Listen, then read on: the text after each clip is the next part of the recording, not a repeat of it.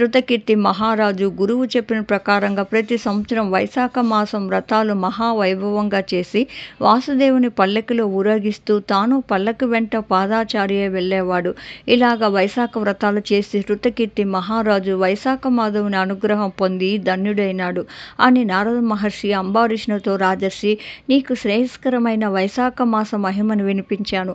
దీనిని ఆచరించి నువ్వు కూడా ఇహలోకంలో ఆయుర ఆరోగ్య ఐశ్వర్య భోగ భాగ్యాది సర్వ శ్రేయస్సులను పొంది వైశాఖ మాధవుని అనుగ్రహం సంపాదించు అని చెప్పి నారదుడు హరినామ సంకీర్తనం చేసుకుంటూ వెళ్తుంటే అంబరీషుడు యథాశక్తిగా అతనికి మర్యాదలు చేసి నమస్కరించి సాగనంపాడు.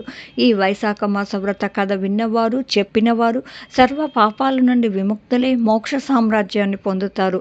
ఈ కథను పుస్తకంలో వ్రాసి తమ ఇంట్లో ఉంచుకున్నవారు కూడా సర్వ శుభాలు, సౌఖ్యాలు, ముక్తి పొందుతారు. శ్రీహరి అనుగ్రహాన్ని పొందుతారు.